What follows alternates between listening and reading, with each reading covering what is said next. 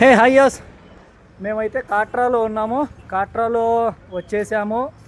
ఒక ఆఫీసర్ని అడిగి కొన్ని డీటెయిల్స్ తెలుసుకొని మ్యాస్ట్రోని సేఫ్ ప్లేస్లో పెట్టేసి నేను కూడా ఫ్రెష్ అప్ అయిపోయి ఇలా ట్రెక్కింగ్ అయితే స్టార్ట్ చేశాను.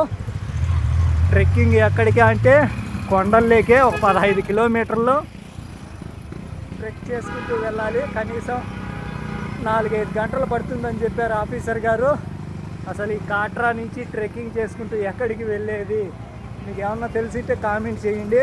మామూలుగా అయితే వెళ్ళలేము. మన ఐడి కార్డు చూపించి బయోమెట్రిక్ ఇచ్చి ఒక కార్డు తీసుకోవాలి, యాత్రా కార్డు. కార్డు ఉంటేనే ఆ ట్రెక్కింగ్కి అయితే అలౌడు. ఆ ట్రెక్కింగ్కి వెళ్ళాలంటే చాలామంది ఇలా కట్టెల సహాయంతో వెళ్తూ ఉంటారు. మొత్తం అన్ని షాపులు ఇంకా ఆ ప్రదేశానికి సంబంధించినవే. జమ్మూ అండ్ కాశ్మీర్కి వస్తే వెళ్ళాల్సిన ప్రదేశాలలో ఈ ప్రదేశం కూడా ఉంది. అందుకనే ఈ ప్రదేశానికి మేము వెళ్తున్నాము. ఎప్పటి నుంచో వెళ్ళాలనుకున్నాను. ఇప్పటికైతే ఈ ప్రదేశానికి వచ్చేసాను. నేను ఇప్పుడు వెళ్తూ ఉన్నాను.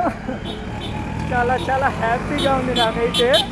ఎంత హ్యాపీగా ఉందంటే అనుకున్న ప్రదేశాలన్నీ ఇలా వెళ్తూ ఉంటే, కాకంటే మాస్టర్ గారితో కాదు, ఇట్లా కొన్ని ప్రదేశాలకైతే మనమే వెళ్ళాలి. అమర్నాథ్లో మాదిరిగానే ఇక్కడికి కూడా ట్రెక్ చేసుకుంటూనే వెళ్ళాలి. 15 కిలోమీటర్ల ట్రెక్ అంటే మరి మామూలుగా ఉండదు. ఇప్పుడు టైం అయితే 4 అవుతుంది సాయంత్రము. ఇవాళ డే 91 ప్రాజెక్ట్ ఎల్ఆర్లో. ఇప్పుడు టాంచి స్టార్ట్ చేస్తే కానీ ఎప్పటికి వెళ్తామో ఎప్పటికి వస్తామో. నిజంగా అడ్వెంచర్గా ఉంది.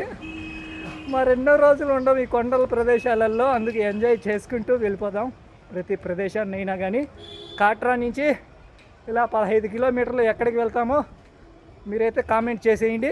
మేము ఎక్కడికి వెళ్తున్నామో నెక్స్ట్ వీడియోలో అయితే చెప్తాను తప్పకుండా. ఇక్కడికి వెళ్ళాలంటే కార్డుగా కూడా ఉండాలి. కార్డు తీసుకోవాలి, మన ఐడి ప్రూఫ్ ఇచ్చి. ఈ కార్డు ఏంటి, అసలుకి ఎక్కడికి వెళ్తున్నామో కామెంట్ అయితే చేసేయండి. మీ ప్రతి కామెంట్కి మా హార్ట్స్ ఇస్తాం. Thank you for watching.